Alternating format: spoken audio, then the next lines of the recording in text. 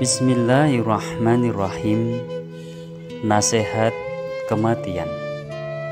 Wahai saudaraku, setiap kita yakin dengan adanya kematian. Namun, terkadang kita tidak melakukan persiapan untuk menghadapinya. Setiap kita yakin dengan adanya surga. Namun, terkadang kita tidak melakukan amal kebaikan untuk meraihnya. Setiap kita yakin dengan adanya neraka.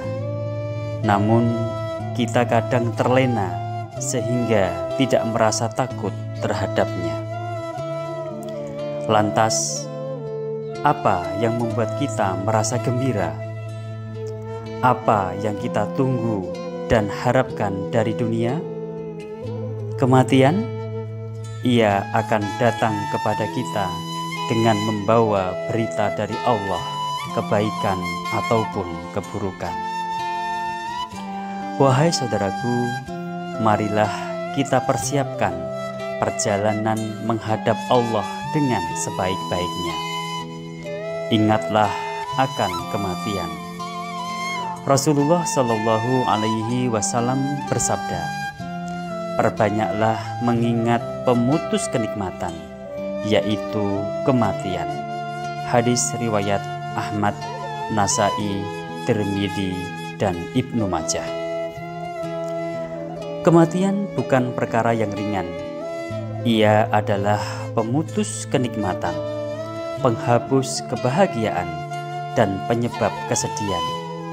Seandainya manusia tidak memiliki masalah, musibah, ataupun cobaan selain kematian, sebenarnya hal itu sudah cukup untuk membuatnya bersedih, menangis, dan tidak dapat memikirkan apapun selain kematian. Seumpama manusia yang sedang dalam puncak kebahagiaannya, kemudian tiba-tiba seseorang memukulnya sebanyak 5 kali dengan pukulan yang sangat keras, niscaya orang tersebut akan lupa dengan kenikmatan dan kebahagiaan yang baru saja ia rasakan dan nikmati. Lantas, bagaimana dengan kematian yang rasanya lebih pedih dari sayatan sembilu dan lebih sakit dari tebasan pedang? Adakah yang masih mampu tertawa dan berkata-kata ketika menghadapinya? Rasulullah Shallallahu Alaihi Wasallam bersabda, orang mukmin yang paling utama adalah orang yang paling baik akhlaknya. Orang yang cerdas adalah orang yang paling banyak mengingat kematian dan paling baik dalam mempersiapkan bekal untuk menghadapi kehidupan setelah kematian. Mereka adalah orang-orang yang berakal. Hadis riwayat Ibnu Majah. Orang-orang soleh selalu memikirkan dan mempersiapkan kematian. Mereka bersungguh-sungguh ketika melakukan kebaikan, seolah-olah mereka akan meninggal pada hari tersebut.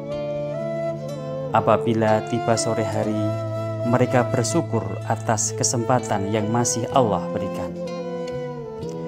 Mereka pun kembali bersungguh-sungguh melakukan kebaikan, seolah-olah mereka akan meninggal pada malam tersebut. Bahkan di antara mereka ada yang selalu berpesan kepada istrinya, jika aku meninggal pada hari ini, tolong sampaikan kepada fulan agar berkenan untuk memandikan jenazahku. Melakukan ini, itu, dan tolong lakukan ini, itu, wahai istriku. Setiap hari pesan tersebut selalu diulang-ulang dan disampaikan kepada istrinya.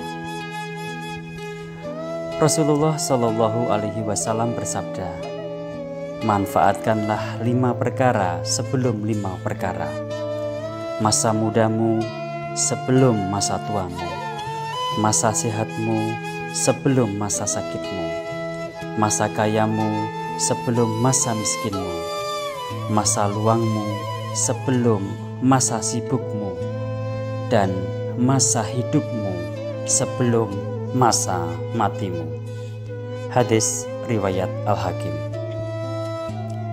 Kematian tidak pernah hilang dari pikiran dan ingatan orang-orang yang soleh. Apabila disebutkan kematian, mereka langsung terdiam, tertunduk, dan tidak mampu berkata-kata, dan merasa seolah-olah merekalah yang sedang menghadapinya. Mereka mengeluhkan tentang kurangnya persiapan dan sedikitnya perbekalan. Mereka selalu khawatir dan mencemaskan keadaan ketika bertemu dengan kematian.